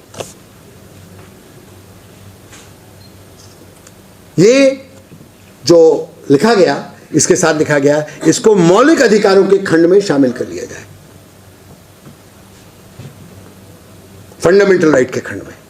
आप जानते हैं हमारी राजघटना के 2 महत्वपूर्ण हिस्से, एक खंड 3 जो मौलिक अधिकारों का, एक खंड 4 जो राज्य के लिए नीति निर्देशक सिद्धांत या directive principles of state policy कहलाता है। और ये मान लिया लोगों ने कि जो खंड 4 में होगा उसका कोई खास महत्व नहीं है, सरकार की इच्छा हो तो माने, नहीं इच्छा हो तो मत माने, उसकी इच्छा पर है। इच्छा है तो लड्डू खा ले, नहीं इच्छा तो मत खा ले। हालांकि सुप्रीम कोर्ट ने 1993 में इसको बिल्कुल पलट दिया, कहा कि जो खंड 4 नीति निर्देशक सिद्धांतों का है वो राज्य को उद्देश्य बताता है, कहां ले जाना है देश को। और खंड 3 मौलिक अधिकारों का उद्देश्य को पाने के लिए जरिया बताता है, रास्ता बताता है। तो साधन और साध्य का जो रिश्ता है वो खंड 3 और खंड 4 का है। खंड 3 साधन देता है, खंड 4 साध्य है। और इनके बीच में एक नैसर्गिक कड़ी है, इसको तोड़ा ना जाए, सुप्रीम कोर्ट ने आदेश दिया।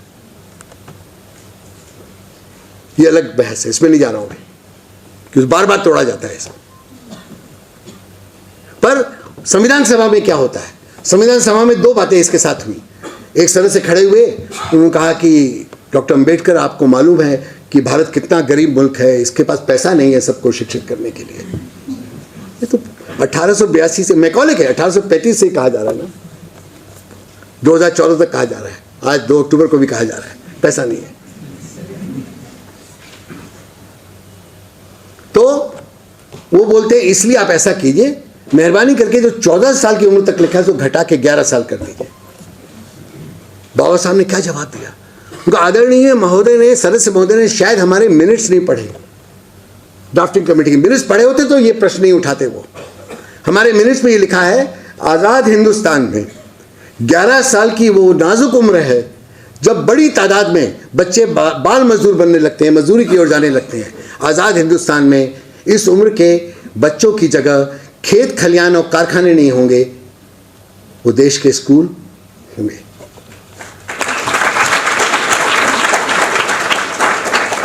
कि किस कल्पना के साथ संविधान लिखा जा रहा है। आज देश में 20 करोड़ बच्चे 6 से 14 आयु के, जिसको आरटी एक्ट ने घटा के 6 से 14 कर दिया है, उसमें 5.5 करोड़ बच्चे बाल मजदूर आज हैं। पूरा संविधान तार तार हो गया है इस तथ्य से कि 5.5 करोड़ बच्चे 20 करोड़ में से आज बाल मजदूरी करते हैं। ये तो पूरा रिकॉर्ड भी नहीं है, इसमें जो ढाबों पे चाय देते हैं उनका रिकॉर्ड नहीं है, ये तो जो खेत खलियानों में गिने गए उनका रिकॉर्ड है।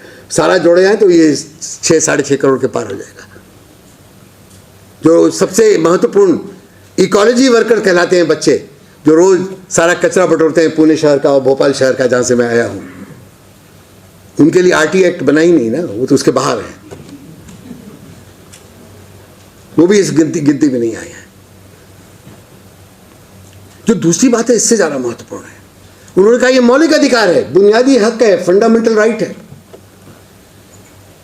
तो जब ये सारा रिकमेंडेशन ड्राफ्टिंग कमेटी का फंडामेंटल राइट कमेटी के पास गया तो क्या होता है, मौलिक अधिकार की अलग कमेटी थी, उसकी अध्यक्षता सरदार वल्लभ भाई पटेल कर रहे थे।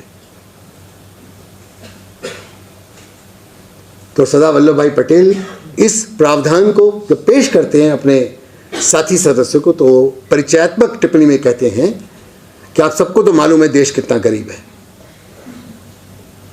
और हर चीज को मौलिक अधिकार का दर्जा देकर भारत सरकार की जवाबदेही बढ़ाना उचित नहीं होगा। हमें बहुत सोच समझ के मौलिक अधिकारों की फेहरिस्त बनानी चाहिए, नहीं तो हम बिला वजह बोझा बढ़ा देंगे सरकार का। इस भारत के सबसे ऊंचे नेता, मतलब नेहरू के बराबर के नेता, उससे कम नहीं किसी भी मायने में, उनके मुंह से बात सुन के किसकी हिम्मत थी कि कह दे कि नहीं इसको मौलिक अधिकार में रखा जाए। वो मैंने सारे मिनट्स पढ़े, किसने क्या क्या, कौन राय बहादुर क्या बोल रहा था, कौन सा सरदार बहादुर और खान बहादुर क्या बोल रहा था, सब पढ़ा, सब कहते हाँ साहब गरीब मुल्क है, ये संभव नहीं है मौलिक अधिकार बनाना, नहीं बना। और जब वो मौलिक अधिकार बनता है सन 2002 में, ये बात 1948 की सुनाई आपको, जब सन 2002 में मौलिक अधिकार बनता है तो इतना उसको विकृत करके बनाया जाता है कि वो मौलिक अधिकार कहने लायक नहीं बचता था। कह दिया गया 6 साल से नीचे के बच्चों को हटा देते, कहीं वो भी अधिकार न मांगने लग जाए, पोषण का, आरोग्य का, और अब सुरक्षा का, क्योंकि 5 साल की बच्चियों का बलात्कार होता है इस देश में, इसलिए सुरक्षा का सवाल प्रमुख हो गया आज।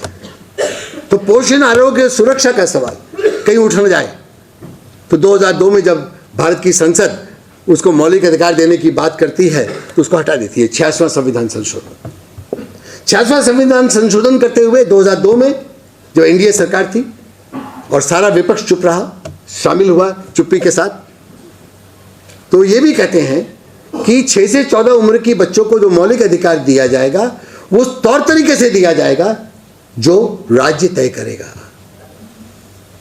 यानी सरकार पर की मर्जी पर है किस तरीके से दे।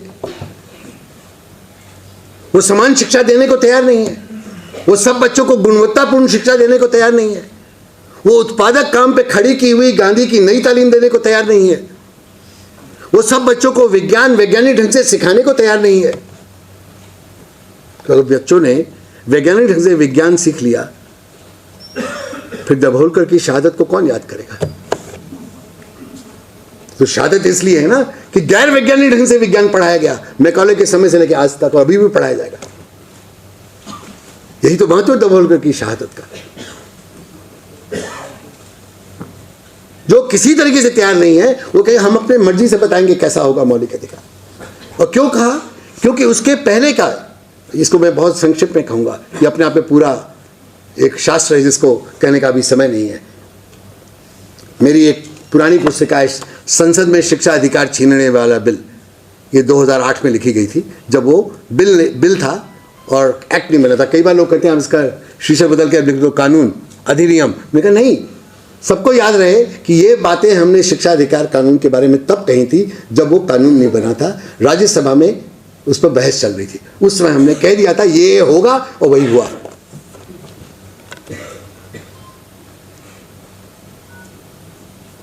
उसमें यह कहा गया कि शिक्षा का बाजारीकरण कैसे करवाया जाएगा, उसके प्रावधान डाले गए।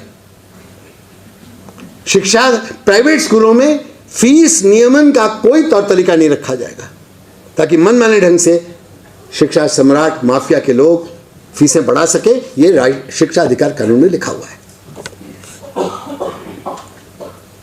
तो ये भी कहा गया कि जिन बच्चों को हम, अभिवंचित बच्चों को, वंचित बच्चों को हम प्राइवेट स्कूल में दाखिला करवाएंगे, उसमें प्राइवेट स्कूलों को की फीस भरपाई हम सरकारी खजाने में से पैसा निकाल के देंगे, यानी पब्लिक प्राइवेट पार्टनरशिप करेंगे।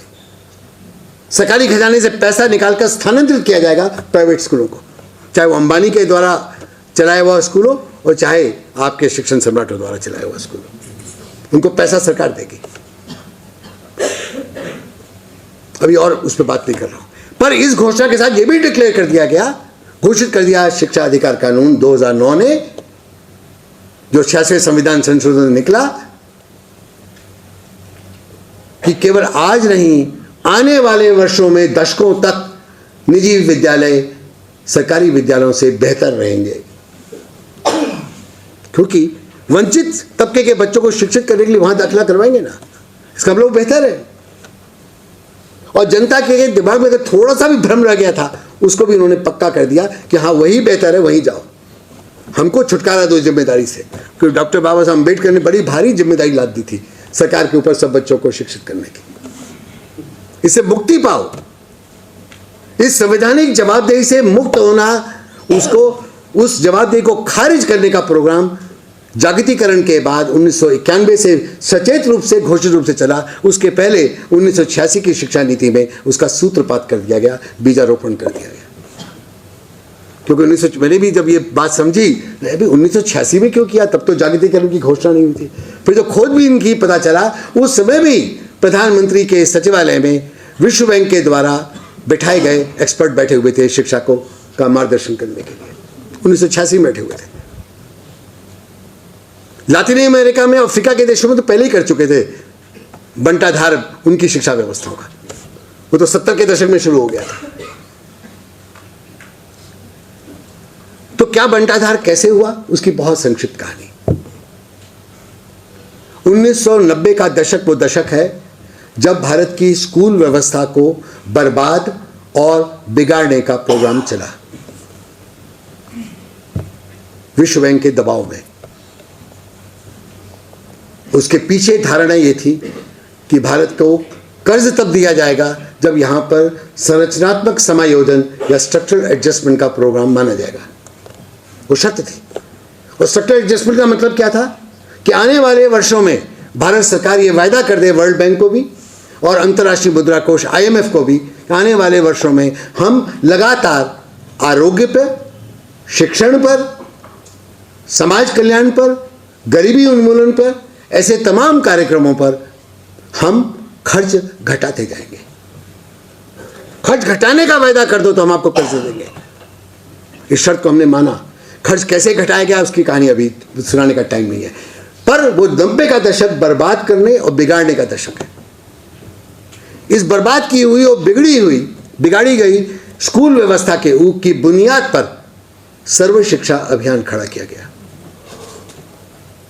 और उसमें वो सारी विकृतियां जो 90 के दशक में स्थापित कर दी गई थी, वो सारी विकृतियां सर्व शिक्षा अभियान का हिस्सा बन गई और 2002 में उसको 10वीं पंचवर्षीय योजना में शामिल करके उस पर भारत की राज्य सत्ता की मोहर लग गई। जो अभी एक प्रोजेक्ट शुरू हो रहा है, वर्ल्ड बैंक का प्रोजेक्ट था, और वो प्रोजेक्ट भारत की राज्य सत्ता से विश्वसनीयता प्राप्त कर चुका। उसमें कहा गया कि हम सन 2010 तक सभी बच्चों को 14 साल की उम्र तक के हम 8वीं क्लास तक की शिक्षा दे देंगे। वो जो 1960 में होना तब कहा गया। और जैसे जैसे समय आगे बढ़ा और 10वीं पंचवर्षीय योजना खत्म होने के नजदीक आई तो तुरंत उसका एक रिव्यू किया गया और रिव्यू रिपोर्ट कहती है हम 2010 तक पूरी कोशिश करेंगे ये मकसद पूरा करने की। और जब 11वीं पंचवर्षीय योजना 2007 में लिखी जाती है, उसमें लिखा जाता है कि हम पूरी कोशिश करेंगे कि 8वीं क्लास में इनका नाम दर्ज हो जाए, एनरोल हो जाए। वो आज तक नहीं हुआ। कहीं भारत की जनता सवाल न उठाने लग जाए सर्व शिक्षा अभियान के ऊपर, इसलिए उन्होंने एक और नाटक खेला। उस नाटक का नाम है शिक्षा अधिकार कानून, जिसमें कोई तारीख नहीं दी गई कब पूरा करेंगे। बहुत अकलमंदी की। नहीं तो फिर कोई सवाल उठ जाता। कोई तारीख नहीं दी गई। अब ये शाश्वत उद्देश्य है, शाश्वत मकसद है भारत के राज्य का। जब संभव होगा कर लेंगे भाई। बाबा साहब अम्बेडकर करते रहे, वो सोचते रहे, उनकी आत्मा सोचती रहे कि क्या हुआ। उस आर्टिकल 45 का जिसको मौलिक अधिकार नहीं बनने दिया गया, जिसको सुप्रीम कोर्ट ने मौलिक अधिकार घोषित कर दिया 1993 में, उसका क्या हुआ? कोई अब बात नहीं करेगा, क्योंकि शिक्षा अधिकार कानून कोई तारीख नहीं देता। और देखिए ये बड़े सोचे समझे तरीके होते हैं। जब मैं कहता हूं कि सर्व शिक्षा अभियान 2010 तक पूरा करने वाला था, उसका मतलब क्या? कौन सी तारीख को पूरा करने वाला था? सब फाइनेंशियल ईयर से चलता है ना, वित्तीय वर्षों से। तो 31 मार्च 2010 को यह मकसद पूरा होना था, भारत के सभी बच्चों को, 20 करोड़ बच्चों को उस उम्र के 8वीं क्लास तक पूरा करवा देना। 31 मार्च 2010 को सर्व शिक्षा अभियान ध्वस्त हो गया। वो अपना मकसद पूरा नहीं कर पाया। तो 1 अप्रैल 2010 को क्या होता है? शिक्षा अधिकार कानून लागू हो जाता है। अब उसमें कोई तारीख नहीं है। यूनेस्को की एक रिपोर्ट आंकड़े देते हुए और आंकड़ों का अध्ययन करके हुए बताती है कि 2015 तक 5वीं कक्षा तक भारत के सभी बच्चे नहीं पहुंच पाएंगे, क्योंकि सारी इंटरनेशनल एजेंसियां जिसमें यूनेस्को भी शामिल है वो केवल प्राथमिक शिक्षा की बात करती है, वो भारत के राजघटना के एजेंडे की बात नहीं करती। वो हमेशा हमारा जो मकसद है राजघटना का उसको घटाती जाए, कहती है चौथी, महाराष्ट्र में चौथी, क्यों आपके यहाँ तो 5वीं भी नहीं मानी गई प्राथमिक शिक्षा, अब तो चौथी पे टिके हुए हैं। आपके जैसे 10 और राज्य हैं, बाकी राज्य तो 5वीं तक तो बात कर रहे हैं। उनका उत्तर प्राथमिक शिक्षा की व्यवस्था 8वीं में खत्म होती है, आपकी 7वीं में खत्म होती है। अभी लड़ाई आपके यहाँ शुरू हुई है, और एक लड़ाई के फलस्वरूप जिसमें हमारे अखिल भारतीय शिक्षा अधिकार मंच का एक साथी संगठन मुंबई में शामिल है। 100 स्कूलों के लिए आदेश मुंबई महानगर पालिका ने निकाल दिया है कि 100 स्कूलों को अपग्रेड किया जाएगा 7वीं से 8वीं। उसकी लड़ाई लड़नी पड़ी है। अब बाकी स्कूलों की लड़ाई जारी है, वहाँ 1174 स्कूल हैं, बाकी के लिए लड़ाई जारी है। अब देखिए ना, 7वीं क्लास से 8वीं क्लास जिसका अधिकार दिया हुआ है संविधान ने, 86वें संविधान संशोधन है, उसके लिए लड़ाई लड़नी पड़ी है। तो 90 का दशक अगर बिगाड़ने और बर्बाद करने का था, तो 2000 का दशक क्या है? 2000 दशक का इस बिगाड़ी हुई और बर्बाद की हुई स्कूल व्यवस्था को बदनाम करने का है। आए दिन हम सुनते हैं मीडिया में कितना खराब है सरकारी स्कूल। कभी किसी अखबार में हमने पढ़ा कि अच्छा सरकारी स्कूल भी होता है। आप क्या समझते हैं 12 लाख के 12 लाख स्कूल बर्बाद हो गए हैं? कितनी कोशिश वर्ल्ड बैंक ने करवा ली हो, उसके बावजूद अभी भी 10,000 हजार स्कूल हैं जो बढ़िया चल रहे हैं। और बढ़िया नहीं चल रहे होते, वहां से निकलने वाले दलित, आदिवासी, ओबीसी किस तरीके से 12वीं पार करते हैं, जिसका आंकड़ा बहुत छोटा है पर अभी भी पार कर रहे हैं, अभी भी पार कर रहे हैं। इसकी आप खबर कभी नहीं पढ़ेंगे। आप क्या पढ़ेंगे? एक अंतर्राष्ट्रीय वित्त पोषित एजेंसी भारत की, नाम लेने की जरूरत नहीं है, जो समझे समझ ले, वो हर साल एक रिपोर्ट निकालती है, उसमें बताती है कि सरकारी स्कूल कितने गए गुजरे हैं। उस रिपोर्ट को पढ़िए और पन्ने पलटिए, उसकी भूमिका में, उसके निष्कर्षों में क्या कहीं बताया गया है कि 90 के दशक में पूरी व्यवस्था बर्बाद की गई और बिगाड़ी गई तयशुदा नीतियों के तहत। कोई विश्लेषण है कि क्यों इतनी खराब है? नहीं है विश्लेषण। कितनी खराब है बताई जाती है। और यह भी नहीं बताया जाता कि जब सरकारी स्कूल के मास्टर से आप चुनाव करवाते हैं, उसे जनगणना करवाते हैं, और चुनाव भी पंचायत से लेके संसद तक का करवाते हैं, और जब चुनाव होता है तो इलेक्टोरल रोल अपडेट किया जाता है, वो मास्टर करता है सरकारी स्कूल का, जनगणना करता है, और भेड़े भी गिनता है, बकरी भी गिनता है, पोलियो वैक्सीन भी लगाता है, मध्याह्न भोजन भी परोसता है, उसका हिसाब भी करता है। जब ये सब का होता है सरकारी स्कूल के मास्टर के द्वारा, और शिक्षा अधिकार कानून की धारा 27 कहती है ये करना लाजमी होगा सरकारी स्कूल के मास्टर के लिए। गैर शिक्षकी काम लाजमी है, ये शिक्षा अधिकार कानून करता है केवल सरकारी स्कूलों में। जब ये सब होता है तो प्राइवेट स्कूल में शिक्षक तरीके से रोज पढ़ा रहा होता है, उसको उसके लिए कुछ लाजमी नहीं है काम करे। इसलिए हमने बात कहनी शुरू की कि देश के लोकतंत्र यानी चुनावी व्यवस्था, देश के विकास यानी जनगणना जिसके आधार पर सारी विकास की योजना बनती है, और देश के समाज कल्याण के काम जो भेड़े गिनना, बकरी गिनना, पोलियो वैक्सीन लगाने, जो तमाम काम है देश के, इसके लिए भारत के सरकारी स्कूल के करोड़ों बच्चे हर साल त्याग करते हैं अपनी शिक्षा का, जबकि सरकारी प्राइवेट स्कूलों के बच्चे आराम से पढ़ते रहते हैं। सरकार की नीति है, कानून है। तो बदनाम कर दिया अब आपने हर साल रिपोर्टें जारी करके। अब क्या करना है? अब तो जीत ली लड़ाई, अब बेचो। तो ये दशक जिसमें आज हम बात कर रहे हैं, ये बेचने का दशक है। मुंबई महानगर पालिका अपने 1174 स्कूल पब्लिक प्राइवेट पार्टनरशिप के नाम पर बेच रही है, नीलाम कर रही है। करी जिसकी हैसियत ज्यादा होगी उनको देंगे। तो नीलामी होगी ना, बोली लगाओ किसकी हैसियत ज्यादा है, ये शुरू हो गया। उसको देखा देखी दिल्ली की नगर निगम, एक नगर होती 3 नगर निगम है, एक नगर निगम दक्षिण जोन की तय करती हम भी अपने 55 स्कूलों को नीलाम करेंगे। मैं पिछले साल नागपुर गया था, तो नागपुर के कॉरपोरेशन के अधिकारियों से कुछ बात हो रही थी। उनका वो बड़ा अच्छा काम हो रहा है मुंबई में, हम भी करेंगे। और आपके शहर में 48 बालवाड़ियां बिकने वाली थी एक फर्टिलाइजर कंपनी को। वो तो बालवाड़ी में काम करने वाली बहादुर महिलाओं की यूनियन को सलाम कीजिए, जिन्होंने लड़ाई लड़के, और मुक्ता जी ने उसको नेतृत्व दिया।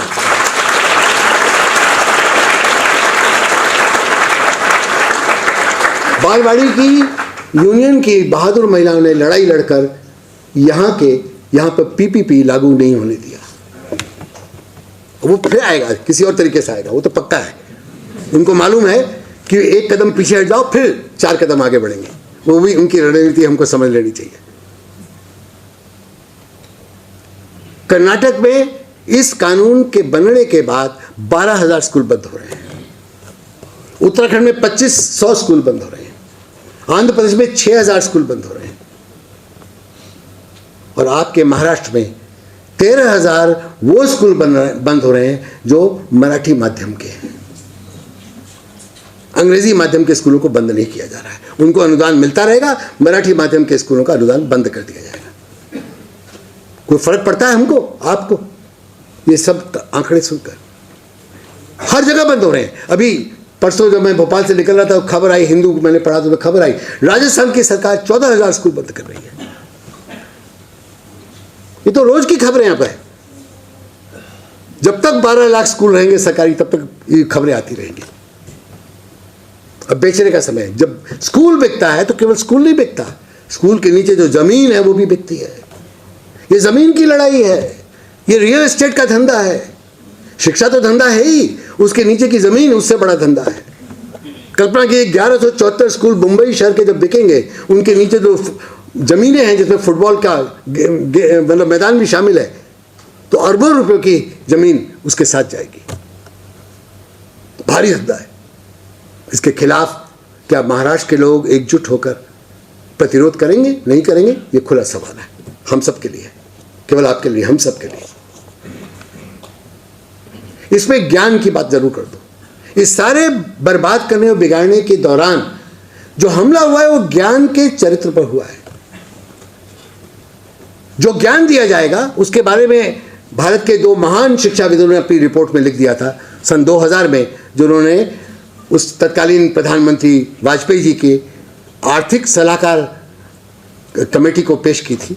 भारत के 2 महान शिक्षाविदों ने, एक का नाम है मुकेश अंबानी, दूसरे का नाम है कुमार मंगलम बिरला।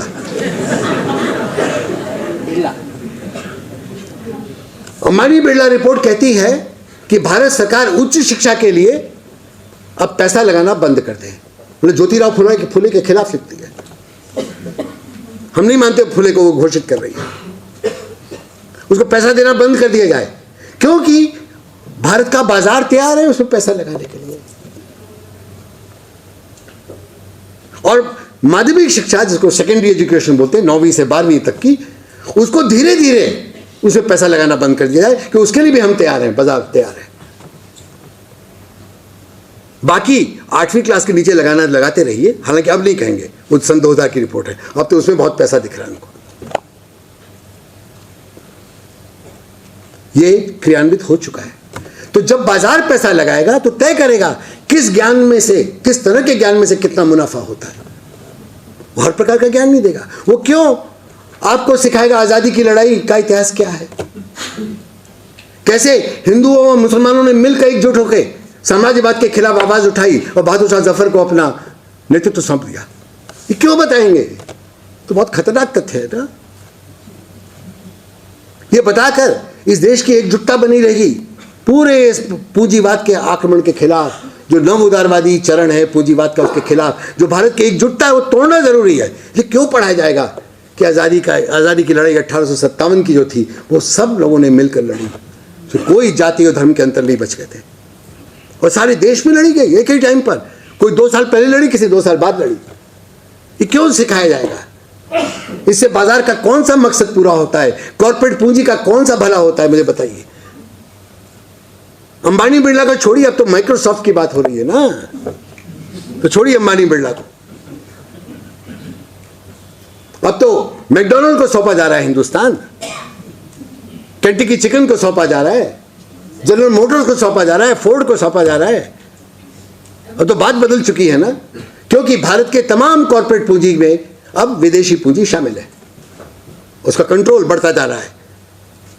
जब नए प्रधानमंत्री ने घोषणा की कि हम रक्षा के क्षेत्र में 50% या 49%, 49% FDI की इजाज़त देने जा रहे हैं, तो संघ परिवार के प्रमुख ने एक मीटिंग में मध्य प्रदेश में कहा कि जब अटल बिहारी वाजपेयी जी की सरकार ने कहा था हम रक्षा के क्षेत्र में 26% FDI करने जा रहे हैं, तो हमने इसका विरोध किया था कि हम स्वदेशी के पक्ष में थे।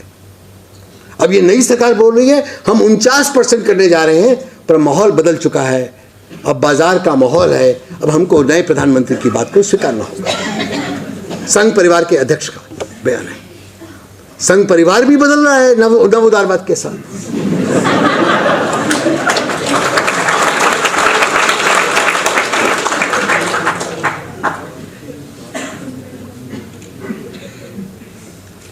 हम क्यों सांप्रदायिकता का विरोध करते हैं?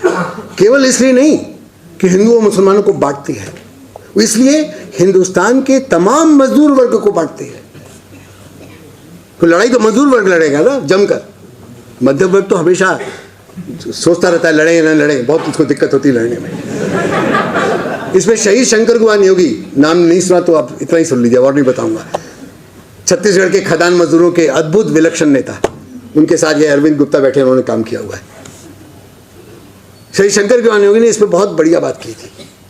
उनसे किसी मीटिंग में हमारे जैसे मध्यम वर्गीय समाजकर्मियों ने पूछ लिया कि नियोगी जी ये बताइए, उनकी शहादत हो गई 1991 में, मार दिया उद्योगपतियों ने, तो उनसे पूछ लिया किसी ने कि हम लोगों की क्या भूमिका होगी क्रांति में, तो नियोगी जी वहां से उठ के मुस्कुराते हुए बीड़ी पीने चले गए बाहर। फिर को बुलाया गया, भाई बीड़ी आपने बहुत पी ली, लौट आइए, हमारे सवाल का क्या हुआ। तो नियोगी जी लौट के आते हैं, कहते हैं जरा सवाल दोहरा दीजिए।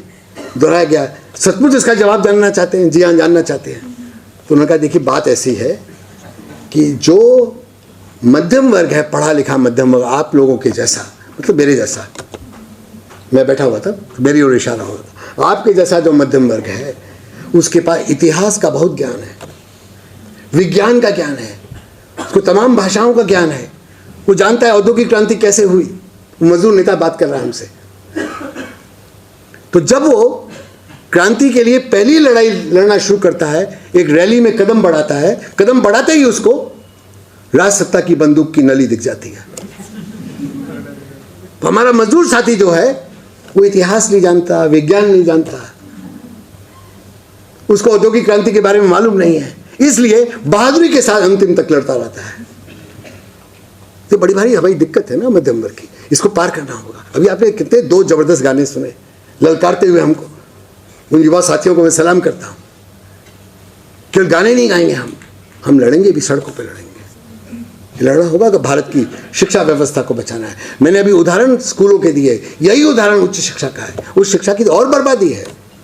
जिस रेट पर, जिस गति से उच्च शिक्षा बेची जा रही है, वो स्कूल व्यवस्था के बेचने की गति से कहीं ज्यादा है। पूरे कैंपस बिक रहे हैं और सारा पैसा भारत सरकार लगाने को तैयार है। और जैसा आप सुन चुके हैं, हर साल 5.5 से 6 लाख करोड़ रुपया कॉर्पोरेट हाउसेस का, घरानों का माफ किया जाता है, टैक्स माफी। और रिजर्व बैंक के रिकॉर्ड बताते हैं हर साल 70 से 80 हजार करोड़ रुपया जो कर्ज लिया है बड़े बड़े कॉर्पोरेट घरानों ने, वो कर्ज माफ किया जाता है। आप गलत तो नहीं सुन रहे, विदर्भ के किसानों का कर्ज नहीं माफ किया जाता जो 1000 रुपए का, 2000 रुपए का होता है। 70 से 80 हजार करोड़ रुपए का कर्ज हर साल माफ किया जाता है। रिजर्व बैंक दबे स्वरों में रिपोर्ट करता रहता है। पैसों की कमी कहां है? और मैं आगे बढ़ के आज ये कहना चाहता हूं, भारत में एक भी निजी शैक्षिक संस्थान नहीं है, एक भी। आपके क्या अजीब सी, अभी तो आप उनके खिलाफ बोल रहे थे, अब आप बोलने लगे एक भी नहीं है। एक भी नहीं है। जितने शैक्षिक संस्थान हैं उनको कहीं ना कहीं से सरकार की सब्सिडी मिलती है, जमीन से शुरुआत करके बिजली के रेट तक, पानी के रेट तक। इनकम टैक्स तो इस धंधे पे माफ है ना, ये मालूम है ना। एक मात्र धंधा है जिससे इनकम टैक्स नहीं लिया जाता। पान की दुकान से इनकम टैक्स लिया जाता है। रिक्शा चलाने वाले से अगर वो कमा ले उतना तो उससे भी ले लिया जाएगा। टैक्सी वाले से लिया जाता है। शेयर बाजार में सट्टा खेलने वालों से लिया जाता है। उनका नियमन भी होता है, कंट्रोल करने के लिए सेबी बनी हुई है। लेकिन शिक्षा एक वो धंधा है केजी से पीजी तक का जिसमें इनकम टैक्स नहीं लगता। मन माने ढंग से मुनाफा कमाओ, कोई आपको ऑडिट रिपोर्ट सबमिट करने की जरूरत नहीं है, खुला धंधा है। इससे बेहतर इसलिए सारा पैसा अब लग रहा है इसमें, और साथ में जमीन मिलेगी आपको। और जो चालाकियां हो रही हैं ऊपर, उसका आप अंदाज नहीं लगा सकते। अब और समय नहीं है, मुझे खत्म करना चाहिए, आप लोग नहीं उठ के चले जाएंगे यहाँ से। राजस्थान की सरकार ने पहले एनडीए के समय, वसुंधरा राजे की सरकार ने, उसके बाद गहलोत की सरकार ने, कांग्रेस की सरकार, दोनों ने कुल मिला के 13 निजी विश्वविद्यालय खड़े किए राजस्थान में। हर एक को सैकड़ों हेक्टेयर जमीन दी। उसके लिए जो कानून पास किया, हर एक का अलग अलग कानून पास हुआ। कानून एक जैसे ही थे। उन कानून के आखिरी सफ़े में, आखिरी हिस्से में 2 लाइन का एक वाक्य है। उनको सैकड़ों हेक्टेयर जमीन सरकार ने दे दी थी। 2 लाइन का एक वाक्य जो कहता है, इस पार्टी को जिसके लिए एक्ट बन रहा है, इस पार्टी को अगर कभी लगा भविष्य में कि वो उच्च शिक्षा का काम नहीं करना चाहती, तो उसके पास जो चल और अचल संपत्ति है वो उसी के पास रहेगी। क्या कुछ और कहने की जरूरत है? उसके बाद महाराष्ट्र की सरकार को भी समझ में नहीं आया कितना बढ़िया कानून है। अब जितने कानून बनेंगे, मध्य प्रदेश की सरकार बना रही है ऐसे कानून, आपकी सरकार भी बनाएगी। जो दे दिया आपको रियायती दरों पे, मुफ्त दे दिया, वो सब आपका रहेगा। आप चाहे वहां पर सॉफ्टवेयर की दुकानें खोलो, चाहे आप सब लोगों को, सब भारत के लोगों को गोरा बनाने की, क्रीम बनाने की खोलो। वो बाजार खुल गया ना, नया बाजार है। इस बाजार को बड़ी दिक्कत है, दुनिया के बाजार को। बाजार पड़ता जा रहा है ना। तो शिक्षा का बाजार खोल दिया, आरोग्य का बाजार खोल दिया। अब नहीं समझ आ रहा कहाँ पूंजी लगाएं, कहाँ मुनाफा कमाएं, तो देश के लोगों को गोरा बनाने का खोल दिया। पहले लड़कियों को गोरा बनाया, जब वो बाजार पट गया, फिर लड़कों को बनाने लगे। देखिए, ये पूरे नव उदारवादी पूंजीवाद की, वो उनकी बेचारों की तकलीफ समझिए ना। उनको बाजार चाहिए, लूट का बाजार चाहिए। हमारा कच्चा माल चाहिए, वो लूटा जाएगा छत्तीसगढ़, उड़ीसा और महाराष्ट्र के गडचिरोली के इलाकों से। आपके जंगल साफ किए जाएंगे, आपकी खदानें लूटी जाएंगी, सस्ती दरों पे लूटी जाएंगी, वो एक तरीका। और आपके बाजार, नए नए बाजार खोले जाएंगे, अस्पतालों का बाजार, स्कूलों का बाजार, विद्यापीठों का बाजार, और अब गोरा बनाने का बाजार। हम हैं तो अक्सर में बहुत ही नस्लवादी मुल्क ना, तभी उन 3 अफ्रीकी नागरिकों को हमला कर देते हैं दिल्ली में।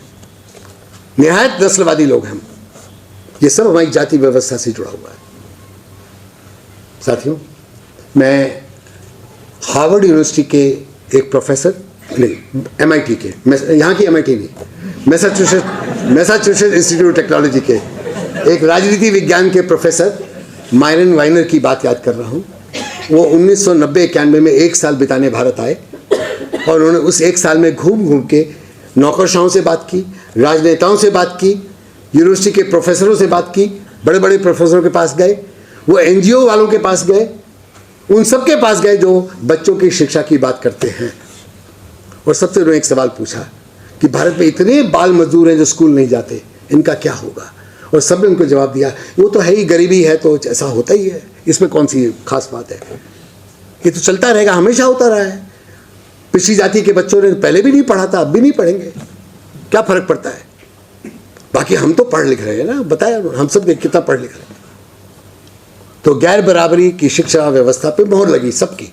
तो उन्होंने अपनी किताब लिखी, उसका नाम है भारत में बच्चे और राज्य, the state and the child in India. उसमें उन्होंने एक निष्कर्ष निकाला है। कहा कि मैं हैरान हूं कि इतने पढ़े लिखे लोग, इतने ताकतवर लोग, इतने पैसे वाले लोग, इतने अलग अलग तबकों के लोग, सबकी एक ही राय, तो होता ही रहेगा। तो मैं ढूंढ रहा हूं इसकी बुनियाद कहाँ है, इसकी जड़ें कहाँ हैं इस सोच के पीछे।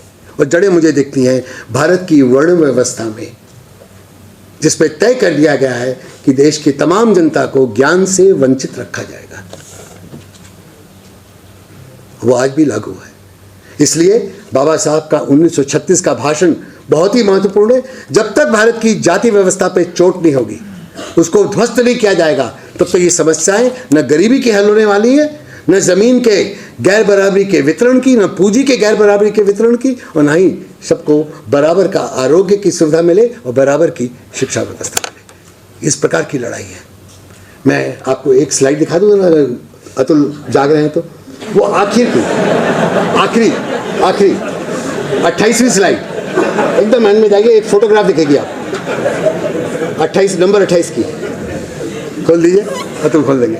वो उन्होंने सोचा मैं लगातार इस्तेमाल करूंगा तो मुझे लगा जरूरत नहीं, बिल्कुल हाँ रुकिए, वो तो फोटो, हाँ वो बस यहाँ रोक लीजिए, ये फोटोग्राफ दिखा दीजिए। वो जो फोटोग्राफ थी जहाँ थे ठीक थे आप, बिल्कुल ठीक थे, आप सही जगह पे थे, सही जगह पे थे। 28 नंबर की है वो। हाँ बस रुक जाइए। जब तक आप इसको समझने की कोशिश करें कहाँ की है, अंदाज लगाइए। ये 3 साल पुरानी फोटोग्राफ है। इसके पहले मैं गांधी का वो मशहूर बात आपको सुना दूँ। 1920 में गुजरात विद्यापीठ बनी उसी आह्वान से कि ब्रिटिश हुकूमत के संस्थानों से बाहर निकलो, अपनी बनाओ। तो गुजरात विद्यापीठ बनी, स्थापित हो गई। उसके 8 साल बाद गांधी वहाँ पे गए और विद्यार्थियों को भाषण दिया। वो अपने भाषण में कहते हैं कि आप लोग बहुत भाग्यशाली हैं कि आप गुजरात विद्यापीठ में पढ़ते हैं, क्योंकि गुजरात विद्यापीठ के विद्यार्थी दक्षिण गुजरात में बारडोली के किसान सत्याग्रह में शामिल हुए। वल्लभ भाई पटेल के नेतृत्व में जो चलता था, बारडोली के किसान सत्याग्रह में शामिल हुए हैं और उस लड़ाई के कारण उनको जेल में डाल दिया गया है। हमें फक्र है गुजरात विद्यापीठ के विद्यार्थी जेल में है और यहां पर नहीं है। और अगर आप ब्रिटिश हुकूमत के संस्थानों में पढ़ रहे होते तो आपको ये मौका नहीं मिलता लड़ने का और जेल जाने का। एक शैक्षिक संस्थान यूनिवर्सिटी में वो कह रहे हैं आपको मौका नहीं मिलता। आज यूनिवर्सिटी का स्टूडेंट जब जादवपुर यूनिवर्सिटी में आवाज़ खड़ी करता है तो उस पर गोलियां चलती हैं, टेयर गैस चलते हैं, टेयर गैस फेंकी जाती है और कहा जाता है जरूर नक्सलवादी होंगे, माओवादी होंगे। जादवपुर में हुआ ना, उनको ढूंढ ढूंढ के कहा जा रहा है इनको पकड़ के माओवादी बांध के जेल में डाल दो, क्योंकि इन्होंने असहमति जाहिर कर दी बलात्कार के मामले में। एक लड़की का बलात्कार होता है, उनकी सपाटी दिखा, वो आवाज़ उठाते हैं बलात्कार नहीं होना चाहिए, सही ढंग से इस पर सुप्रीम कोर्ट की राय के अनुसार इस पर काम होना चाहिए।